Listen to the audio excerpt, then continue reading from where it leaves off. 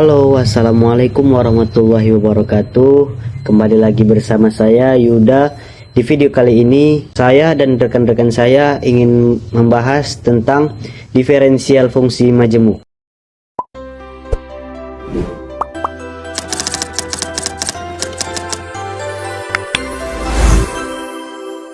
Baik, kita langsung saja masuk ke dalam diferensiasi parsial.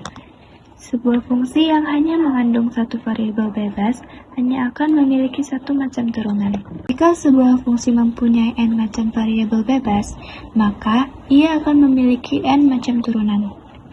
Jika y sama dengan fungsi x, z, maka akan terdapat dua macam turunan, yaitu turunan y terhadap x atau do y per do x, dan turunan y terhadap z atau do y per do z.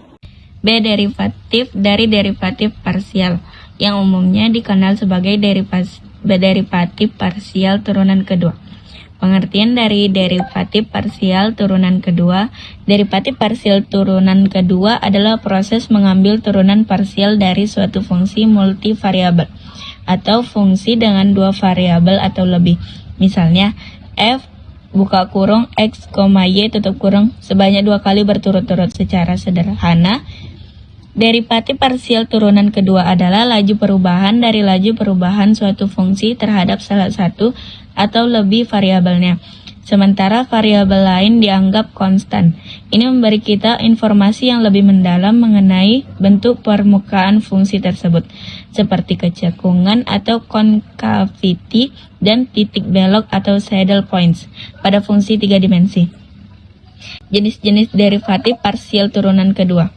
1. Turunan murni atau terhadap variabel yang sama. Turunan parsial dilakukan dua kali terhadap variabel yang sama. 2. Turunan campuran atau terhadap variabel yang berbeda.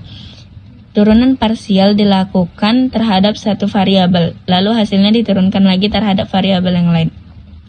Rumus derivatif parsial turunan kedua, misalnya kita memiliki fungsi z sama dengan f buka kurung x, y tutup kurung. 1. Turunan murni atau pure second order derivatives. Ini mengukur laju perubahan turunan parsial pertama terhadap variabel yang sama. Atau 2. Turunan campuran atau mixed second order derivative. Ini mengukur laju perubahan turunan parsial pertama terhadap variabel yang berbeda. Rumusnya, secara matematis, fxy sama dengan fyx, atau do kuadrat f per do y do x sama dengan do kuadrat f per do x do y. Ini berarti Anda hanya perlu menghitung salah satu dari turunan campuran tersebut. C. Nilai ekstrim, maksimum dan minimum.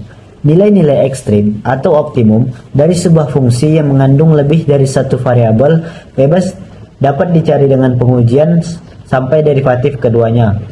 Untuk y sama dengan fungsi x dan z, maka y akan mencapai titik ekstrimnya jika turunan parsial y terhadap x sama dengan 0 dan turunan parsial y terhadap z sama dengan 0. Syarat di atas adalah syarat-syarat yang diperlukan agar fungsinya mencapai titik ekstrim.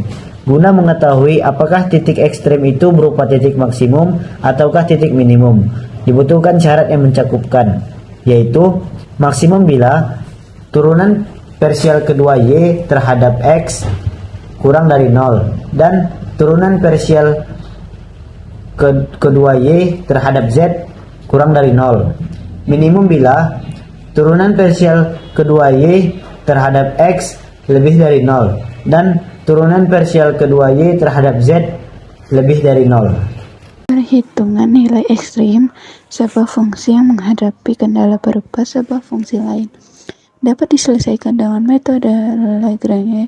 Caranya ialah dengan membentuk sebuah fungsi baru disebut fungsi Lagrange, yang merupakan penjumlahan dari fungsi yang hendak dioptimumkan ditambah hasil kali pengganda Lagrange lambda dengan fungsi kendalanya. Misalkan hendak dioptimumkan z sama dengan f buka kurung x, y tutup kurung, dengan syarat harus terpenuhi U sama dengan G buka kurung X, Y. Maka fungsi Lagrange-nya F buka kurung X, Y, lambda kurung sama dengan F buka kurung X, Y tutup kurung plus ditambah lambda Y buka kurung X, Y. Dalam penerapan ekonomi, pendekatan diferensiasi parsial sangat bermanfaat untuk diterapkan. Di antaranya, 1. Permintaan marginal dan elastisitas permintaan parsial. Apabila dua macam barang mempunyai hubungan dalam penggunaannya, maka permintaan akan masing-masing barang akan fungsional terhadap harga kedua macam barang tersebut. Barang A bersifat elastis karena NDA lebih besar dari 1, sedangkan B adalah barang yang unitary elastik karena NDB sama dengan 1. Adapun hubungan antara A dan B adalah bersifat komplementer karena NAB lebih kecil dari 0 dan NBA lebih kecil dari 0. Kedua, perusahaan dengan dua macam produk dan biaya produksi gabungan. Apabila sebuah perusahaan menghasilkan dua macam output dan biaya yang dikeluarkan untuk memproduksi kedua macam produk tersebut merupakan biaya produksi gabungan, maka perhitungan keuntungan maksimum dapat diselesaikan dengan pendekatan diferensiasi parsial. 3. Utilitas marginal parsial dan keseimbangan konsumen. Dalam kenyataan sehari-hari, seorang konsumen tentu saja tidak hanya mengkonsumsi satu macam barang, tetapi berbagai macam. Jika kepuasan konsumen dilambangkan dengan U, dan barang-barang yang dikonsumsinya dilambangkan dengan Q, I sama dengan 1, 2, 3, dan seterusnya. Seandainya untuk penyederhanaannya, dianggap bahwa seorang konsumen hanya mengkonsumsi dua macam barang, katakanlah X dan Y, maka fungsi utilitasnya adalah U sama dengan fungsi X, Y. Keempat, optimum utilitas.